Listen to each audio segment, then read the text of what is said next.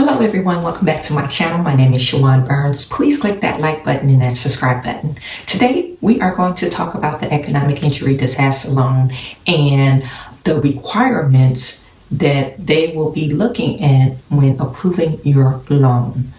We are going to really dive deep into the credit requirements because I feel as if that is the most reasons for them to deny you. All the information that I am giving you is under SBA Disaster Loan Standard Operating and Procedures.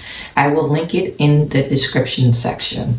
So, you are planning to apply for an economic injury disaster loan because we are in a disaster. You don't have to worry about the area. One of the requirements, you have to be in a disaster area. But since all of America has claimed a disaster, the first thing, you must be in an eligible area. The second thing is you must be a business or a self-employed person. Anyone that has 500 employees or less. And the third thing that can disqualify you is a series of questions that you will have to answer on the initial or the first page of the loan application. Okay. So you decided to apply for a loan, you're in a disaster area, you are eligible because of the type of business you have or you're a self-employed worker. You need to go to NAV.com and pull your credit report. SBA is using your Experian Vantage score. Now NAV.com, it's really for businesses, but it does have a place where they give your personal credit score for free, and it also gives your Dun & Bradstreet. Now, I'm giving you the information based off their standard operating procedures. In the standard operating procedures, they are not to deny you based solely off your credit.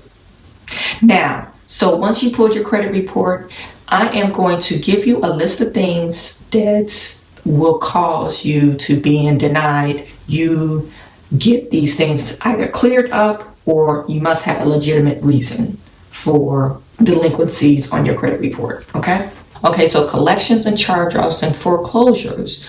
They said for the purpose of disaster lending, medical collections are not considered adverse information. So if you think you were denied because of you have medical bills and they're in collections, on their standard operating procedure, this is in Chapter 5, Section 5.6, they are not to deny you or count that against you. Charge-offs with any aggregate amount of $10,000 or less, foreclosures, deed of lien of foreclosures, which occurred more than 2 years from the date of application. This is considered, in their book, acceptable credit history, and they do not require any additional information, okay?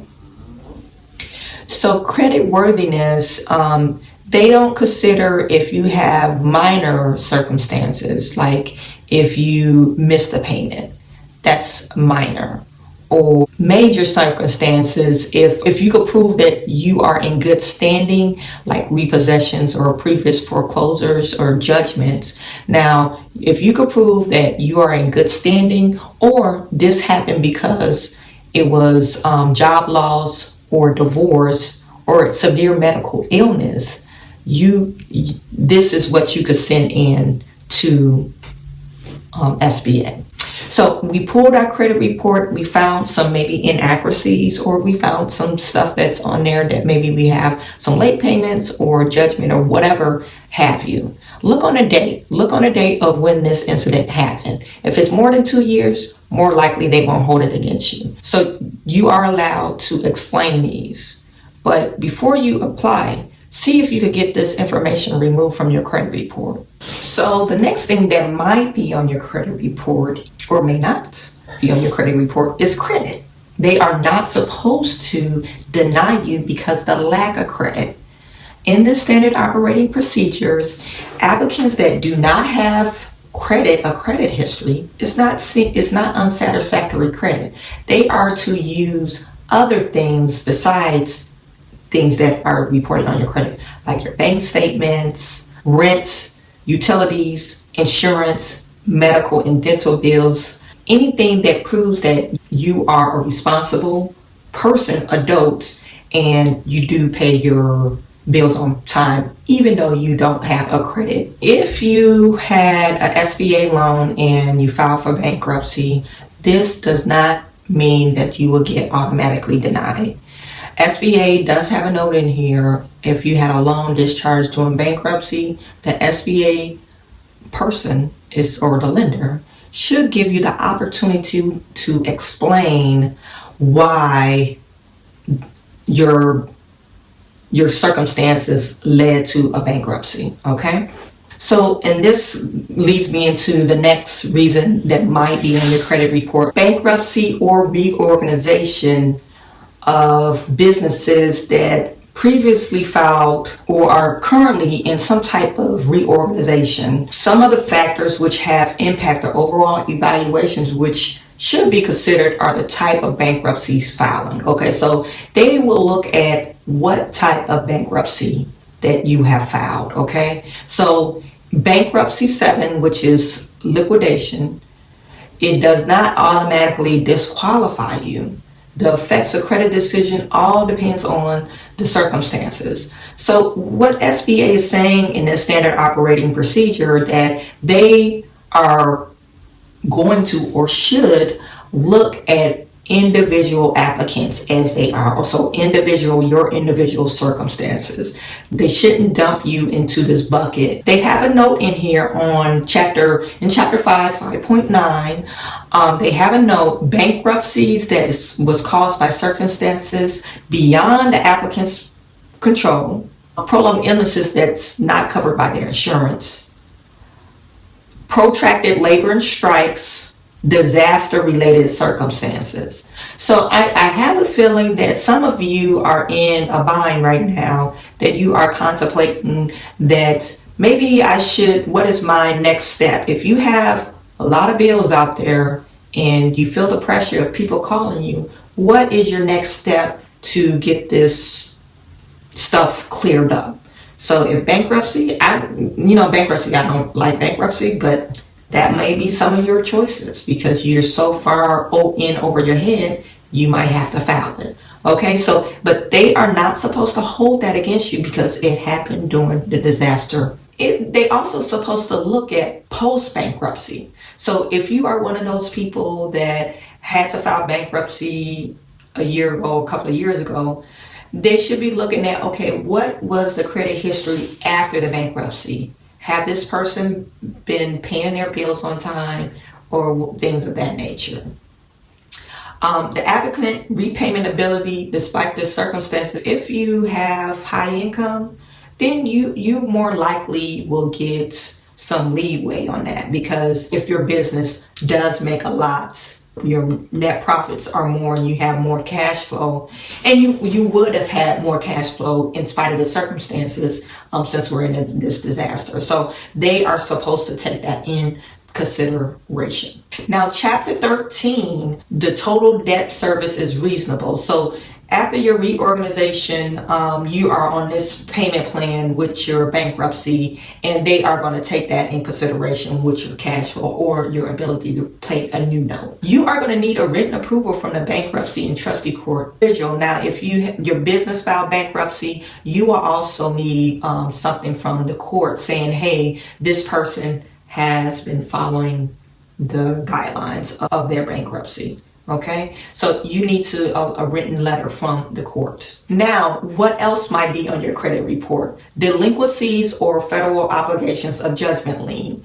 Judgment liens are basically if someone sued you and you went to court and they won, your creditors won, or whoever had a problem with you. So, and this is federal obligations include but not limited to federal loans. So if you have a student loan out there, hey, all those student loans, if you are in default, you might want to get that rectified right away before you go and apply for this loan.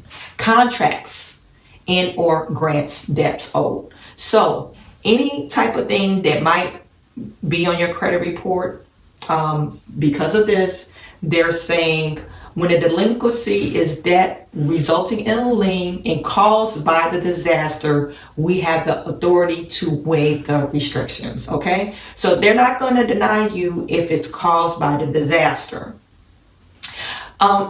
Judgment liens are one of those things you did not take action. So this judgment liens is really kind of serious, because this means that a person was trying to contact you. You guys never would, or you probably didn't answer the phone, or you wasn't responding to them, and they was like, screw it, we're not going to get a response from this person. We'll just take her or take him or her to court. Okay, so that's kind of serious when you have a judgment lien. And you can't come in an agreement. If it would never get to a judgment lien if you wouldn't avoid your creditors, okay? So if you're in that circumstances where you having people calling you and actually you have lawyers saying, oh, we want our money, it's not to say ignore them or not to ignore them. You need to get that rectified. If you guys want to hear more about consolidating your debt, I went through one company for my business, and it's not going to hit my credit report, and they're being negotiated in terms where that it's affordable payment for me, and I don't have to file bankruptcy, you know. So if you want to hear more about that, let me know. Okay, so delinquency. So you have a judgment lien. More likely, a judgment lien, they have a ability to take payments from you. If you're working, if you have an employee, they'll send that judgment lien to your employee, and they could take payments out of your check or your bank account. Another thing, the IRS tax lien is not considered a federal judgment. Debts that are less than $10,000 and will have a 1% payment noted of repayment analysis is ensure the ability to meet the obligation of the SBA loan. So they're not going to totally deny you just because you have a delinquency and you are in repayment.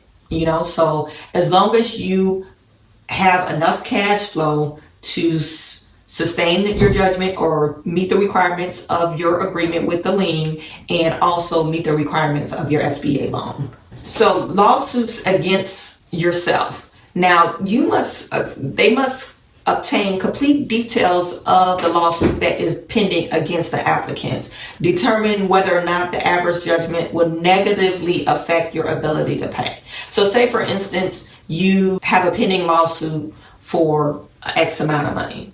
You know, I would say 10 grand. So if you have a lawsuit saying for 10 grand pending, what they're going to do is say, okay, they are going to enter into a judgment settlement. And how would that affect your cash flow or ability to pay? Another thing that might be on your credit report is child support.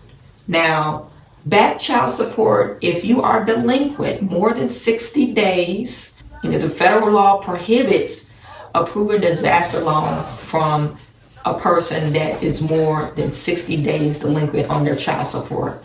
These obligations include administrative court orders, repayment agreements requiring the payment of child support. Any applicants that is current on an agreement to pay back child support is not considered delinquent. So if you have a feeling that they denied you because of back child support and you already was current, what you need to do is get a letter from the court saying paying as agreed. So those are reasons where you that you need to clear up on your credit. Okay, so if you have a lot of stuff on your credit, bad stuff, adverse stuff, you might want to seek some type of counseling for your credit and to get those things cleared up. You have to December to apply for the disaster loan or until the funds are exhausted. If you would like to hear more things that might prohibit you from getting approved, please drop it in the comment section and let me know what topics you would like to hear about. And if you were already applied and you're wondering, hey, and you received a denial letter and you're wondering about, hey, more details about that denial, put that in the comment section. And if you want to hear a video about that, just let me know. Okay, I am sending all my good to you, and I will talk to you soon.